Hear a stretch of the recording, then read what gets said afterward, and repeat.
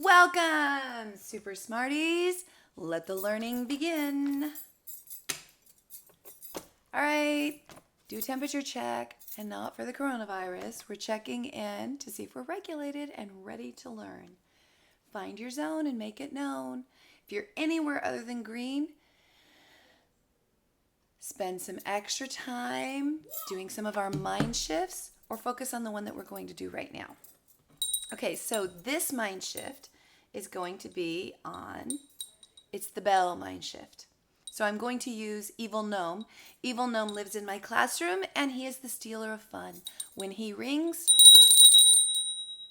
fun is done. And so he's not the stealer of fun now. Now he's the mighty regulator. He's assisting in our regulation. You don't have to use a bell. You could use something else that makes a prolonged sound. Even, say, a doorbell. You could ring a doorbell and listen to the whole sound of the doorbell. Or maybe get a fun musical toy like a xylophone and strike it.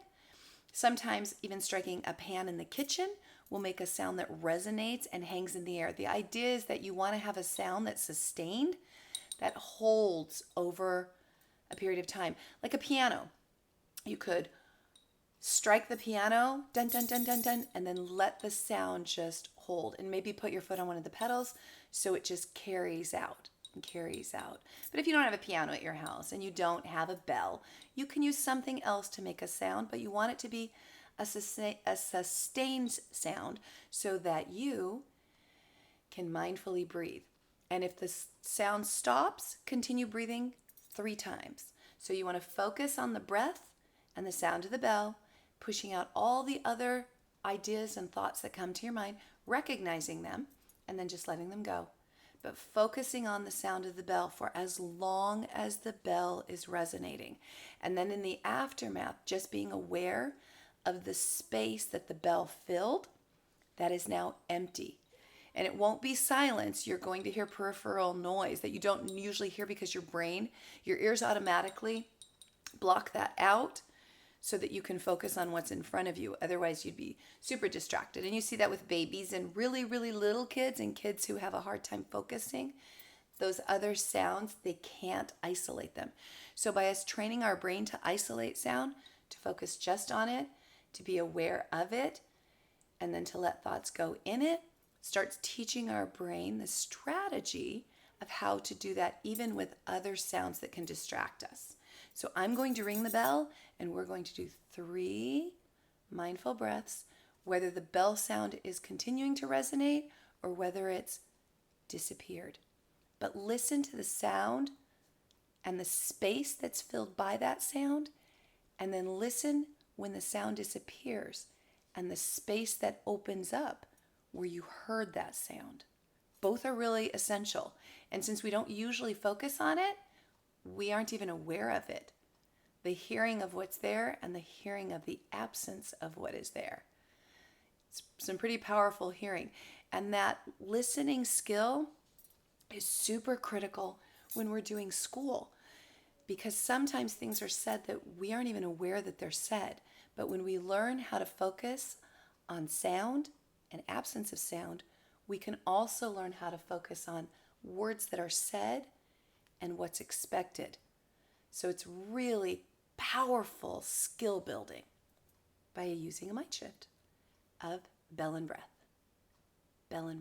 or breath and bell. Okay, ready?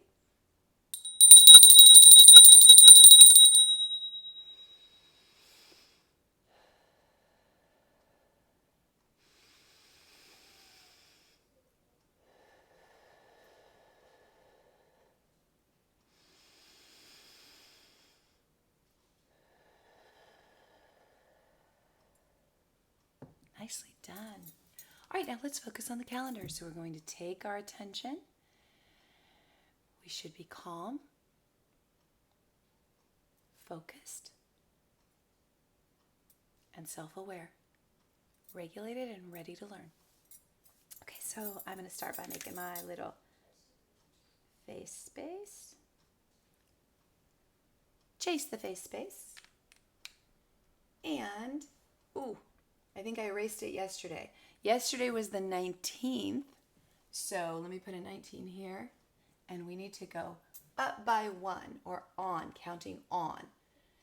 So we know that the 9 is going to roll back to a 0 because 9 becomes 10. The 9 becomes a 10. And that 1 has to go up here and be added, so it becomes 20. 19 plus 1.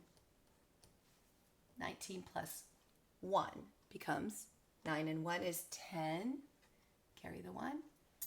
Becomes a 20. So 19 plus 1, 19 and one more day is 20. So the 9 rolls back to a 0 and the 1 rolls up to a 2, and we're looking at patterning as we look at the count sequence on, say, a hundreds chart or on a number line. And let's start at 16.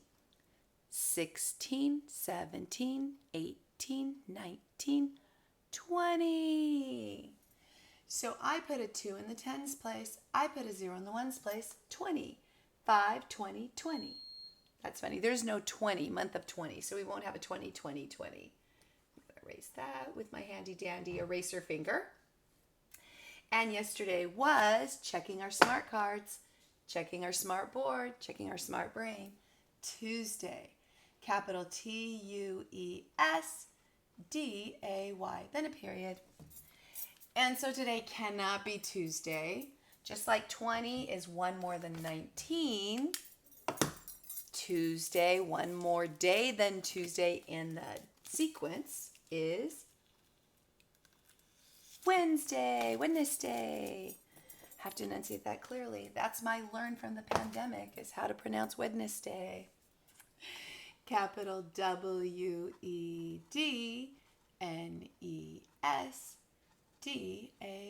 And let's put a period. Now I'm going to rely on my own schema. Sunday, Monday, Tuesday, Wednesday, Thursday. And I remember Thursday starts with the digraph TH, just like thumb. So let me put a face space. Capital T-H-U-R-S-D-A-Y.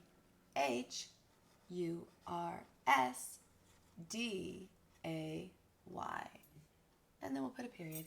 Yesterday was Tuesday. That's in the past. Today is Wednesday. That's in the present.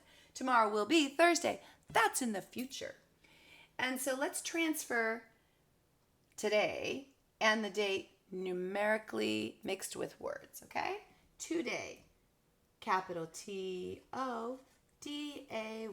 Face space is face space, capital W-E-D-N-E-S-D-A-Y,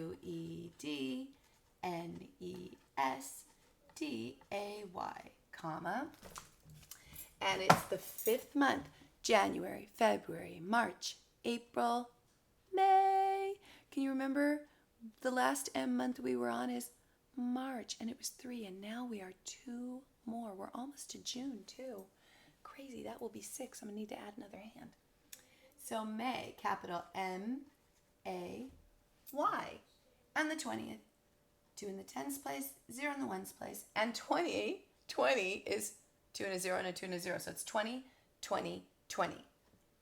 2 in the thousands place, 0 in the hundreds place, 2 in the tens place, 0 in the ones place, and a period. Today is Wednesday, May 20th, 2020. All right, now let's look at our learning strip for our Nano-Lesson. Nano. It's actually Nano, but Nano. Mork would not mind, I'm sure. Robin Williams would applaud me if he were here to say so, I think. All right, here we see a stop sign, and next to it we see a line. Here we see a rock. I know you didn't know what it was. You thought maybe it was a cotton ball. It's not. A rock, and next to it we see it's not a stocking, it's a sock. And then we see a flower and a flag. So what we're looking for here are rhyming words, the same ending sound.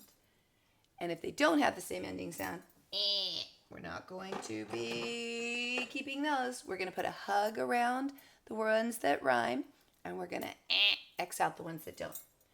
So listen to this. Stop. Sign, line. Sign, line. Do they end the same? They do. Ding, ding, ding, ding, Let's try this one. Rock, sock. Rock, sock. Do they rhyme? Ding, ding, ding, ding, ding. Yes, they do. And let's look at the last one. Flower, flag. Flower, flag. Ag. No, but listen carefully because something is the same about them. Flower, flag. Flower, flag. Flower, flag. They both have the l sound at the beginning. They both start with f, and then they have an l sound. So it's the same as the beginning, but that doesn't make them rhyming words. They have to have the same ending sound to be rhyming words. So these are not rhyming words. They only start the same. So two things were important there. First, you had to listen to the ask. What was I asking you to do? Was I asking you to tell me which words had the same beginning or which words were rhyming words? Rhyming words. So then you would circle these two. But if I had asked you which two start the same, would we still have circled these? No. Why? Because this is the only one that starts the same. So it's really important to listen and follow the directions. You need to know the ask. What did I ask you to think about? What did I ask you to do? So you have to listen carefully. Just like you had to listen carefully to Evil Gnome and the sound of his bell when it disappeared, you have to listen very carefully to the ask. This starts the same. This ends the same. So you also had to use the cognitive skill of breaking the words apart. Because if you couldn't break them apart and know their isolated sounds, it would be very difficult to say which ones rhyme. So we had to be able to punch the ending sound, to hear the ending sound. We had to be able to break off the beginning sound, hear the beginning sound, hear the difference between the beginning and the ending sound and the middle sounds. So those are huge skills that are very important for you to be focused on. Make sure you transfer this to your composition book, to your notebook, or to your loose leaf paper in a binder, and you come back and visit it again and again and again. And it's really helpful if you can play the Ask Me game with some big people. So ask the big people around you, ask me to do something. Ask me to do something else. Ask me to do something with one step. Ask me to do something with two or more steps. Because in learning how to do multiple step asks, you learn how to do multiple step problems. Pretty cool, huh? Don't you love that traction action? All right, make sure you transfer this very important learning information. We're going to set it aside. And it's time for a trip. We're tripping, babies. Ready? Let's go. Climb on the bus. Honk, honk. Beep, beep. Psh. That's the sound of the doors opening so you can get on. But this bunny is always in your way. Get on, Robinson's rabbit. There's lots of rabbits inside. Oh, and I guess I'm a bunny in the front. I'm the ultimate Robinson rabbit. Let's build up our schema. Time for a little brain bite. Schema snack. Just a little nibble. Since we're not actually all in this space together, we can't really do it together. We're doing it virtually together. So it's kind of I do, we do together. And there isn't really a you do on your own unless you get traction action and you carry it out. Now later on videos, I'm going to figure out how we do the I do, we do, you do. We get into it, go through it, and get beyond it. To infinity and beyond. All right, let's look up at my board. We're going to math it up here, and we're going to do multiple math asks. So some different kinds of skills used that are interrelated. Because again, I want you to start seeing when you're in school, a lot of times worksheets will have multiple problems that want you to show your demonstration of your knowledge in one area by transferring it and applying it into another area. We in school use something called Bloom's taxonomy. And we want to get to higher order thinking skills in blooms. And we're also using depth of knowledge. So we want you to be able to talk about and use information at higher and higher levels of production. And the way we do that is by differentiating some of what we're asking you to do just on the same page. Because if you're able to do it in one place and then you can transfer the learning and use it a different way, we know that you have built strong compressions in your brain mathematically. And we know that you're ready to move on to some additional information that stair stacks on it. Our standards are all built one upon the other. So if we miss something down low, it can impact how strong the structure that's built on top of it is sitting securely. So we want to make sure that foundationally we have really strong pylons that go deep, deep down into the earth.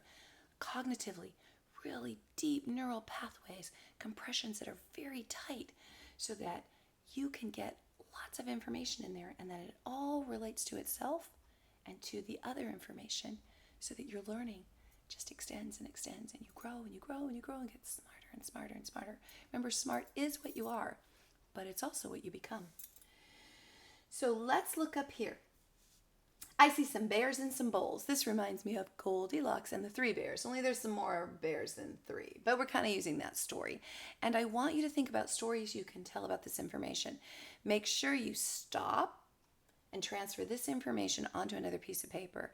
You capture it somewhere else so that you can use it independently, you can use it with me, and that you can have ideas about how you can push it forward to use it in other contexts as well. I want to make sure you can see the bottom. We're using near and far. You can't see all my bowls at the bottom. Now I think you can. So now I just got farther away, further and further away from you. But you keep your perspective, so look closely at my board as we work on this together. So here you see some bears and some bowls. What we're looking at here is one-to-one correspondence. In order for one-to-one correspondence to exist, everybody must have a buddy. So no one has to cry or pout because no one gets left out, which means we're looking at an even number. Even means they're going to match each other. And if there are any that are left out, we don't have one-to-one correspondence. One-to-one correspondence is an equal number of one thing to an equal number of another thing. Echo me. Everybody has a buddy. No one has to cry or pout because no one gets left out. 1-to-1 correspondence. And remember, that's for even numbers, equal. Even amounts, equal. Anything that is unequal does not have one-to-one correspondence, or you match them up and something is what's called an outlier, it gets left out. So here we want to match the bears to the bowls. Everybody has a buddy. No one has to cry or pout because no one gets left out. Okay, so every bear has a bowl. There's 1, 2, 3, 4 bears and 1, 2, 3, 4 bowls. 4 bears, 4 bowls. Does that look like the same amount of fingers? Yes. Does it sound like the same word? 4, 4. Yes, I said exactly the same word. Does it look like the same amount when we compare them to each other? Yes, it's exactly the same. One-to-one correspondence. Now let's look over here. How many in all? 1, 2. Let's record that number. There are 2 bears. How many bowls?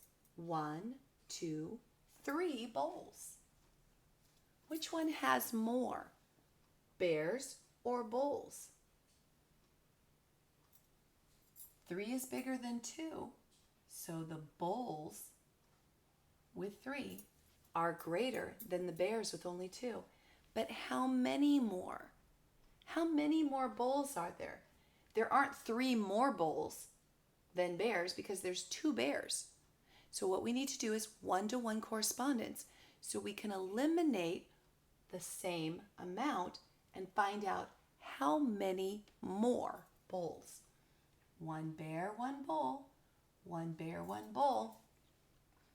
One bowl doesn't have a bear. So how many more bowls did we have than bears? One. One bowl doesn't have a buddy. He has to cry and pout because he just got left out.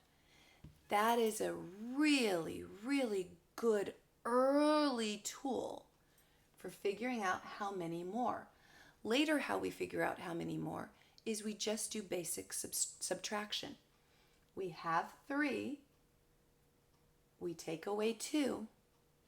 We have 1. 3 take away 2 equals 1.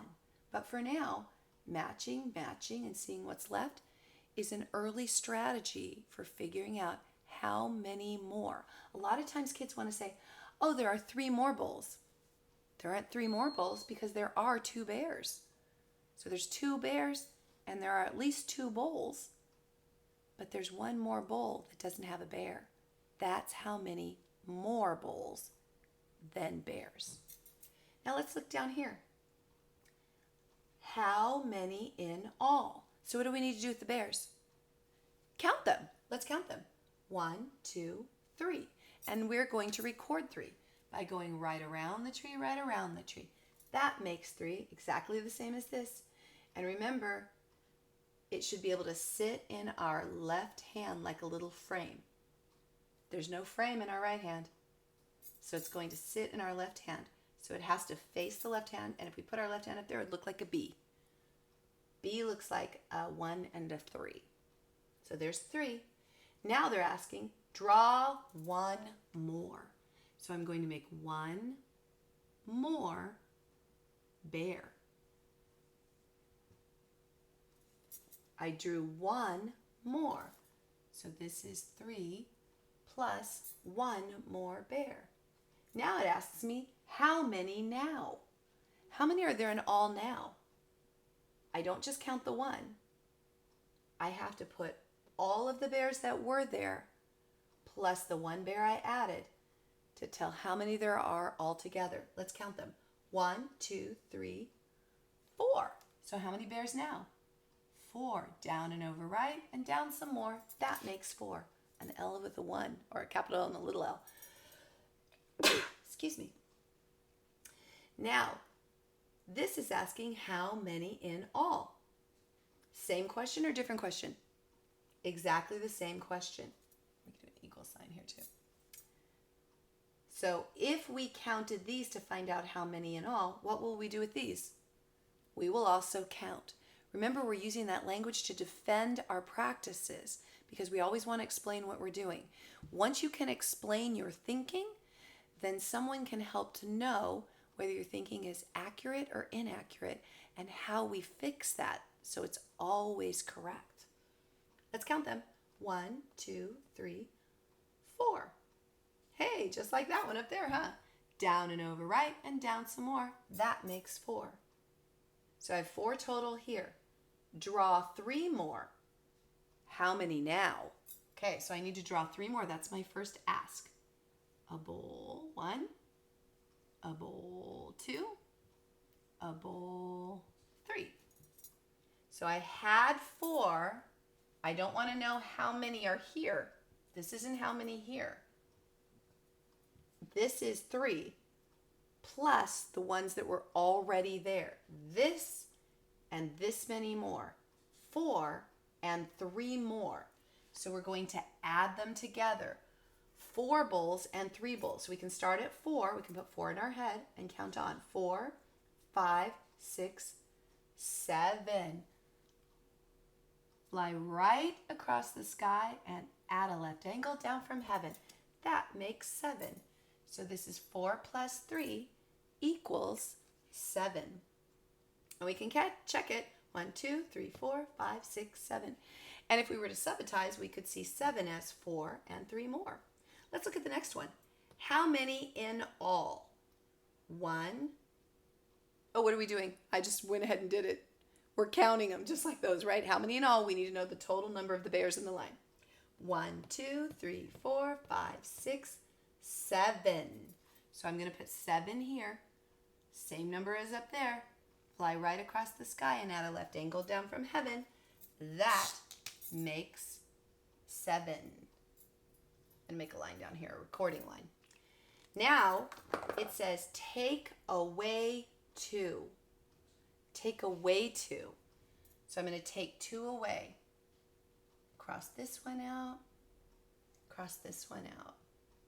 1, 2. Now I could erase them or just cover them. I took 2 away. And it says how many are left. So this is subtraction. 7 minus 2 equals 1, 2, 3, 4, 5. Now how we can check if that's correct is I'm going to pick this up. 5 bears and 2 more bears. 5, 6, 7 equals 7 in all. 7 bears take away 2 bears equals 1, 2, 3, 4, 5 bears being left. 7 minus 2 equals 5. Now let's do the same thing down here. It looks like it's asking us to do the same thing, only there's more this time. So watch carefully. Let me give 2 recording lines. How many in all? So that tells me to do what with these? Count them. 1, 2, 3, 4, 5, 6, 7, 8, 9, 10. That's a double-digit number. Ooh, that's tricky. I put a 1 in the tens place. I put a 0 in the ones place. 10. Now it tells us to take away 6. How many are left? So 1, 2, 3, 4. That's a lot. 5, 6. So none of those are going to be counted. None of them. How many are left? So I look at all the ones that don't have an X on them. And I see 1, 2, 3, 4. So everything that's up here doesn't get counted when I'm asking how many are left. So 10, we had 10 in all, minus or take away 6, 1, 2, 3, 4, 5, 6 equals 1, 2, 3, 4. Down and over right and down some more. That makes 4. Now let's count to make sure that's correct. 4 plus 6, here's 4, 5, 6, 7, 8, 9, 10 equals 10. 10 take away 6 equals 4. 4 plus 6 equals 10. That's how we check to see if we're correct. Wow, that was some big time learning. Can you feel your brain just swelling and growing with all that schema? I feel mine releasing schema. Better shut the shop. Whew, slam that door shut. Store closed. Locked. If I don't close it, I'm going to lose all my schema. That was excellent working.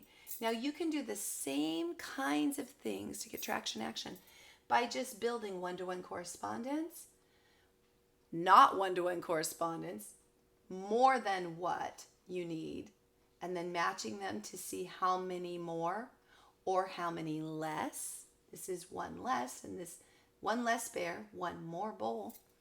And by showing how many in all, add more to show how many more. And this was how many more was this? This is 1 more. How many more was this? This was 3 more. 7 is 3 more than 4. 4 is 1 more than 3. 5 is 2 less than 7. 7 is 2 more than 5. 10 is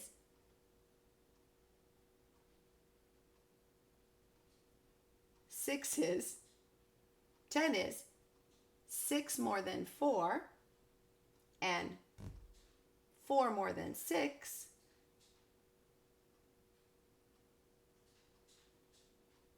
Wow, so much math there. My brain just started thinking, then my mouth stopped moving. Wow, such big math. So you can do all those same kinds of things yourself by getting traction action. I started thinking about the next lesson I wanted to teach too. That's funny. It's called a brain hiccup, where you're just like, whoop, wait, what? Pretty exciting, this teaching thing. I'm thinking about other stuff I want to teach you.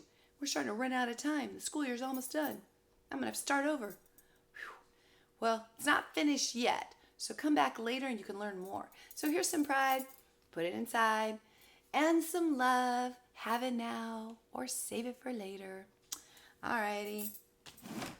Time for me to go, smarties. I got other things to do. They always include thinking about you, but they just can't include including you. Goodbye, super smarties. Come back again. Ready to learn. Make sure you practiced bell breath. Breath bell. Maybe you'll find an evil gnome. He's kind of scary and amazing. He makes an amazing sound. That's why you shouldn't be scared of things. All right, until later. Super teacher, you want to help me say goodbye, evil gnome? I guess he does. I'm out.